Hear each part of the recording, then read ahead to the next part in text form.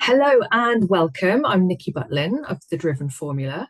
And today I'm going to be chatting to Nicola Eaton Taylor. We're both based in Lincoln, in Lincolnshire, in the UK. And Nicola and I have a very similar interest and goals and ambitions, but we come from very different fields in how we achieve things. So the purpose of this chat today is to explore that and see how our elements work together. So, Nicola, would you like to introduce yourself, please? Yeah, thank you. I'm Nicola Eaton Taylor, as you've said. My company is called Spark Inspiration, and I have had a long career in HR and health and safety.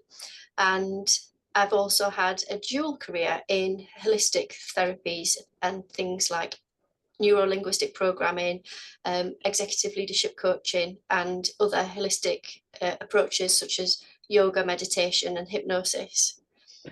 Yes, I remember when we first met and we got I got to see the list of qualifications. I mean, it's like it's so long. You've done so much training and which is fabulous, but your back history starts in HR and industry, doesn't it not? Yeah, that's correct. I worked in the civil service for over 12 years, and I left there being the health and safety manager for 2,000 people and two buildings and a prison cell and immigration team. Yeah, so I Wow. progressed up the career ladder in the civil service, and by the time I'd left. I bet that kept you busy, that amount of people. It absolutely did. It was a really good experience. It really cut my teeth into leadership. Yeah, fantastic. So what got you into wanting to train NLP and master coaching and so on? Yeah, when you work in HR, you do sometimes see the worst in people. Mm, And in those moments, you're kind of limited on how you can help.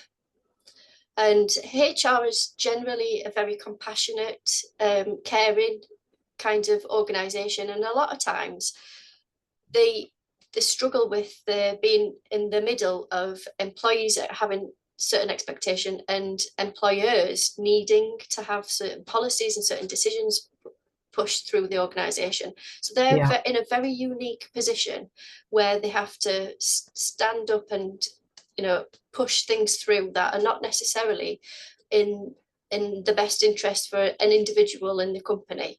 And so they're always navigating that kind of transactional arrangement. And mm, then there's the transformative side of HR as well, which is about the proactiveness and about the organization design and employee engagement, which is all really good. But sometimes those are lost in organizations when mm, push comes to shove, when money's tight. These are the things that fall away by the wayside. yeah, And so with coaching and NLP, you can make those intrinsic. So mm, they become part of the culture. They're a non-negotiable, they're easy to achieve and yeah, effective. yeah. And I know from my experience, over 30 years running SMEs, small businesses, relatively small teams, anything from 10 up to 40 people. The HR aspect and the people aspect does a lot of the time get overlooked. In the organisation I work in at the moment, they really try and centre around looking after the people and making sure everybody's happy in the role as much as you can be when you go to work. But it can get overlooked, and particularly I think for the actual leaders and the managers themselves, they're so busy looking after everybody else that they often get overlooked. And who do they go to? Who do they speak to? What would you say to those people? Yeah. And that's exactly why I've created Spark Inspiration, to focus in on providing leadership coaching for a range of leaders, for emerging leaders who are new into the position of leadership. Um, Hmm. Often, when people do a good job, they get promoted into management. And Hmm. sometimes it's not necessarily appropriate for that individual to be a manager, but they find themselves in that place and it's unnatural for them to do that. So, Yeah, the leadership coaching at that level is very bespoke to their needs. And yeah, then executive leadership coaching, when you coach in the C-suite, it's a completely different yeah, approach because they're making decisions, spending a lot of money, have the responsibility of looking after the workforce and keeping everybody in jobs. So yes, the coaching is different. And Yeah. then with HR as well. So it's all about boundaries and not holding on to other people's worries and concerns, and doing what you can, and having that real understanding of your locus of control. Yeah. And so I build that kind of resilience with people and help them to understand where Mm. their responsibilities start and stop. Yeah. And I think that's how we've come together, really, isn't it? Because I'm so passionate about business and wanting every business to succeed, really. If people are putting in the time and effort and money and investing into creating something and creating jobs, I just want everybody to succeed. So that's where, and I come from the business angle and the commercial element, and know that the leadership and leading your team is as important as your product and your service. There's a great thing at the moment about leadership and management. What would you say? What's the difference to you? Yeah, I think leadership and management come down to an analogy. So with a tug of war, so a manager is pulling on one end of the rope and the team are pulling in the opposite direction, and it's a hard slog. You're pushing Mm, something up a steep hill, and it's heavy and it's burdensome, and it can yeah, fall back on you at any point in time. That can be an idea of management, whereas leadership is much more of a following. So if you lead with intention of setting a good example, then other people will follow you. Your energy will be different, and you'll be able to attract investment in what you're trying to achieve. yeah, I think you know there's a definite management to me now seems to be about the HR processes that have to be done at certain points. So you're a leader during the working day, apart from when you sit in an office and you do something that's a HR transaction, such as a disciplinary meeting or yeah, a, a some kind of other, like a flexible working meeting, etc. That's when you're managing, because you're managing a HR process. Otherwise, you're exactly. leading. You're leading. And what would you say makes a great leader? So I have a really good idea of what a good leader is, and that's someone who has inspired themselves. And they've understood their own values. They know why they're doing what they're doing, and they Hmm. turn up with integrity every single day, and they're consistent in their approach. And Hmm. when they have, we're all human, aren't we? So we have, if we look at Maslow's hierarchy of needs, we drop back down to those fundamental physiological needs at various times through the day. A good leader will be aware of those things. And so they will nurture themselves to make sure that they've got enough rest, they've drank enough water, they've timed their diary accordingly so they can take breaks in between, they've got Yeah, themselves prepared, and they've got themselves paced. yeah, And absolutely. yeah, Yeah. and having that mindset allows you to be able to be always consistently at the top of your game. Hmm. Yeah, this whole thing about self-leadership is really important, because you can't be leading if you are burnt out, worn out, lacking motivation. You can't stand in front of your team if you're having a bad day, bad week, bad month, Yeah, and you're just not feeling on it. How are you going to inspire people when you yeah, when you're not yeah, feeling inspired yourself? It yeah. is really difficult. And like you say, we all have off days, don't we? We're all human. Mm, But I think you do have to have that self-discipline to yeah, recognize when that's happening, take yourself away and recharge the batteries, and re-energize yeah, yourself to come back again and be that person. Even yeah, if you're just putting it on sometimes, because yeah, it's a bit more of an effort, isn't it? um, but inspiring people and leading from the front. So, and the other thing is mentor and coaching. You mm-hmm. hear a lot, and particularly you and I both very active on LinkedIn, and there's so many people offering coaching, mentoring, executive this and that and the other. What's the difference? Yeah. I'll start with what is mentoring. So, mentoring is for me somebody who has walked the path, has got the t shirt, knows how to do things, and then has taken somebody else who's less experienced under the wing and wants to share and impart that kind of knowledge with that person. And mentoring can, so I mentor people in HR. Yeah. because I've done a lot of HR and I've lived a lot of experiences in HR, and I can share that as real tangible experience. So that's mentoring. Obviously training is where you're learning from scratch. You've not experienced that before, and training, then you go and impart that learning into your workplace. But coaching is something a little bit different. Coaching is not as in the sporting aspect, where again a coach in sport is actually more of a mentor, because often they've had a good career in that particular sport and they want to share their experience and their talent with others. Yeah. Coaching in a leadership and HR and a business perspective is more about holding that space where someone can actually just take a moment to think.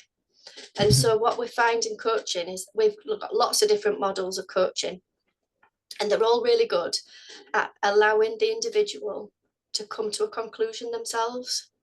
So Yeah. it creates the space and the thought process. And what the coach does is kind of repeat back the words that they've said and question the meaning behind that and really get to the root of the problem.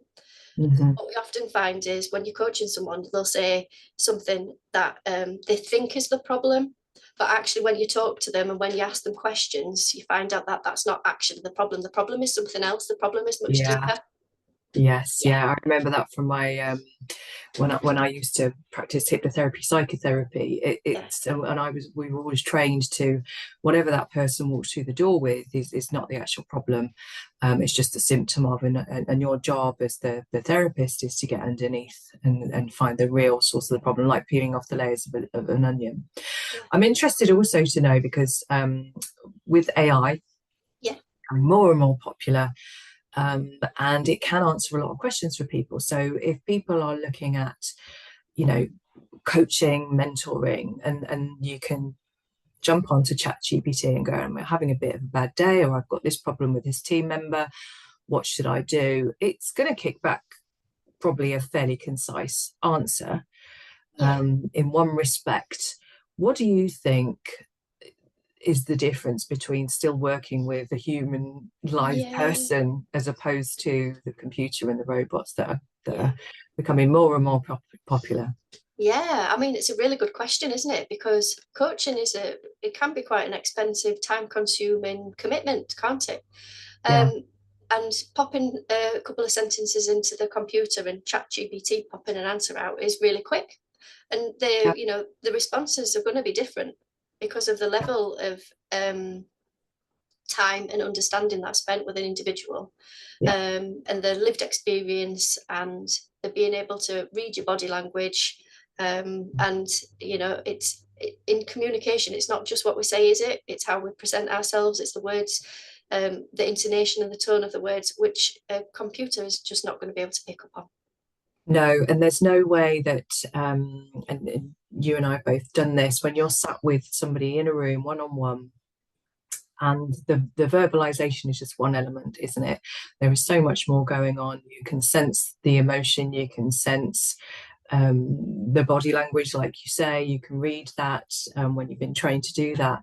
There is so much more going on, and I think if you're asking a question to AI, and I love AI, I think it's fabulous what it's doing. But if you're asking a question to AI, again, that's coming from your logical brain, isn't it? And you're looking for a logical answer, and that can do only so much. Like that can fix a lot of things Yeah. and solve a lot of problems. But when it comes down to the emotions that are going on, or things that are deeply rooted, Yes. I'm not sure that's going to solve all the Yeah. problems there. And I think there is very much so still a very human element to all of this. And even if Yeah. it's in the corporate world, there's still, life and business run parallel, don't they? And when you're They going do. into work and coming home from work, life is still going on to the side of it. So you still have to cope with all of those things as well. So it's very interesting times, isn't it, that we're going through now. Yeah. What's your take on it all? I remember when I first went into work, you were told you have to leave your personal life behind, just get on with your job. Do you remember the same? Yeah. Leave it Yeah, at the door. Leave it at the exactly. Leave it at the door. It's not the place to get upset about, something no, that's just happened that's really terrible and that you actually need to yeah, process and decompress from.